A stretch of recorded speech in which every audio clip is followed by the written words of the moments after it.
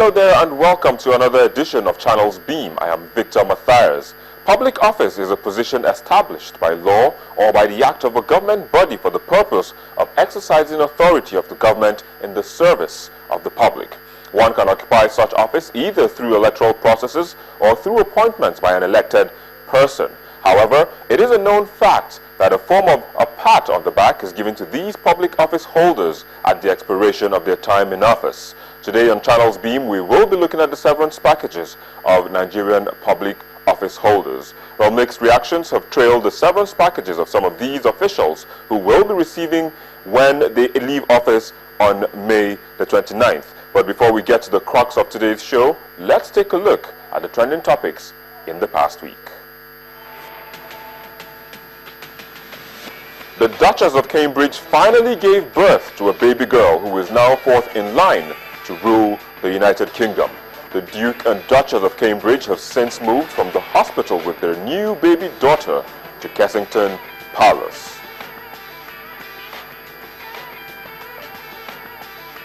Floyd Moneyman Mayweather won the keenly awaited and most watched boxing bout tagged Match of the Century against his Filipino opponent Manny Pacquiao after 12 rounds.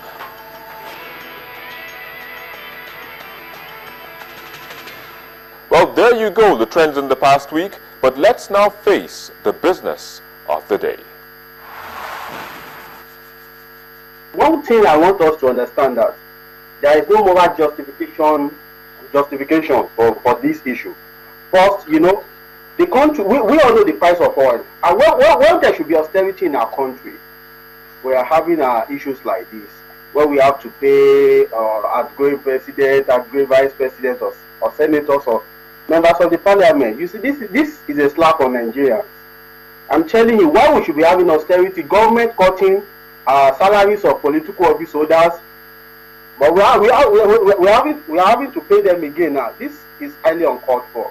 What I believe the outgoing public holders should just do now is to gracefully and act morally by refusing such pay, even though if it is constitutionally bad. And if you have to go to the state government, because this severance package, the one that is in the news, especially for the president, the outgoing president, and the vice and all other members of parliament. But if you go to some states, it's highly disgusting. Is that these are news that you wouldn't want to hear the second time. What if you hear something like an outgoing governor is entitled to about 200 million naira, either yearly or monthly, and entitled to about 300% salary, annual salary. You see, when you hear those news, you just feel disappointed. And in such states, you find that the average salary, most of those states are not even paying the minimum wages for an average worker there. But a governor or deputy governor and next speaker is entitled to 300% of his annual salary. That's I don't just know what I can say today. It's actually funny and it's at the same time, irritating. I think the Nigerian politicians, they have committed more havoc than Boko Haram or than any terrorist group in the world. Because when you come to think of the causal, what should I say? When you come to talk of the number of deaths their deed or their misdeed has led to, then you will just shake your head and turn your face the other way. Because this set of people, if we can start calling it, naming the list from now on till tomorrow and on and on and on. The win end, we are talking here about lack of electricity. We are talking here about lack of good roads and infrastructures. We are talking here of lack of education. We are talking here of maternal deaths. We are talking here of lack of basic amenities.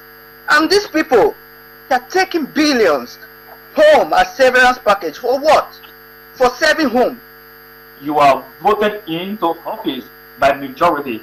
Like what we are expressing now in Nigeria, people voted for Buhari because we want a change. So it will be easy for us to hold him responsible to us. Next 4 years we can vote him out. But in a case where someone is not really elected by the people, but he himself in a way elected himself into the office, in other words, he's not responsible to you. He's responsible to himself and his political group and his godfather. And the money that he he or she invested to get into that office will first of all be his primary responsibility to make sure that he gets that back into his account or wherever he got it from.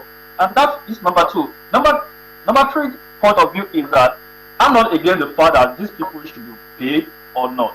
They work, they should be paid. And Precious raised a very good point. He said they should be paid as per their sitting or as per their responsibility. I think the elected president has said it very clearly that he wants to make sure that he makes the public service or public office less lucrative, less attractive. And in a country like ours, that we are undergoing political, economic difficulties now, just like a couple of months ago, it happened here in Russia when Russia was in a very critical situation economically. What the president did, Mr. Putin did, was that he made sure that he cut the public office holder salary by 10% in order to balance the country economy, in order to balance the expenses of the government. He first of all started with himself before going to the top public office holder. Independent of what office they hold or the strata and the stratum it belongs in that strata, I believe that everything boils down to the same principle. It's an abuse of public office. It's a rape of public trust. They should be prosecuted. Who gave them the right to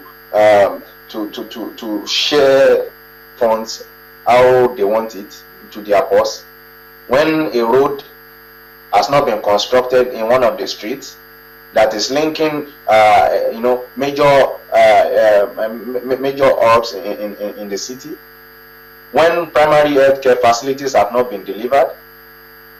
Do they want to build airports in their compounds? Is that what we elected them for?